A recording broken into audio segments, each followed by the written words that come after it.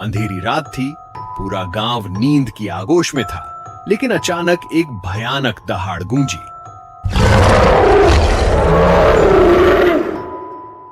सब्जवाला गांव के बासी डर से जाग उठे। खिड़कियों से झांकते ही उनकी सांसें थम गईं। एक विशाल भालू, जिसकी आंखें अंगारों की तरह लाल थीं और पंजों से खून टपक रहा था, गांव के बीचों बीच खड़ा था। उसने एक बकरी को अपने दांतों में दबोच रखा था। चीख पुकार से गांव की शांति भंग हो गई। लोग इधर उधर भागने लगे। इस गांव में एक 5 साल का बच्चा रहता था, जिसे सब कैप्टन कैलिको कहते थे। उसकी नीली आंखों में समुद्र की गहराई थी, बाल घने और काले, और उसका मुस्कुराता चेहरा सबके लिए उम्मीद की किरण था। वह अपने दादा दादी के साथ एक लकड़ी के घर में रहता था। दादाजी अक्सर कहते, बेटा, हीरो बनने के लिए तलवार नहीं, दिल चाहिए। कैप्टन हमेशा अपनी लकड़ी की तलवार अपने पास रखता और खुद को गांव का रक्षक समझता था।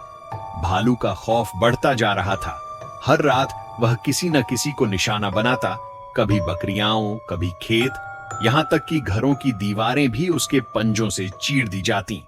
गांव के बुजुर्गों ने तय किया कि वे जंगल में जाकर उसका शिकार करेंगे, लेकिन हर कोशिश नाकाम रही। एक दिन कैप्टन कैलिको ने दादी से कहा, मैं इस भालू को रोकूंगा। दादी ने हंसकर कहा, तुम अभी छोटे हो बेटा। लेकिन कैप्टन की आंखों में दृढ़ निश्चय की चमक थी। कैप्टन ने अपने दोस्तों, एक लंगड़े कुत्ते झुमका और बोलने वाले तोते मटू के साथ मिलकर एक योजना बनाई। उसे याद आया कि दादाजी ने बताया था कि भालू को मीठी चीजों से डर लगता है। उसने गांव की औरतों से शहद के छत्ते इकट्ठे किए और जंगल के किनारे एक बड़ा गड्ढा खोदा। झुमका और मटू ने गड्ढे को पत्तों से ढक दिया। फिर कैप्टन कैलिको ने अपनी लकड़ी की तलवार हवा में लहराई और कहा, आज मैं असली कप्तान बनूंगा। रात को जब भालू गांव की तरफ बढ़ा तो उसकी नाक ने शहद की खुशबू महसूस की। वह गड्ढे की तरफ खींचता चला आया।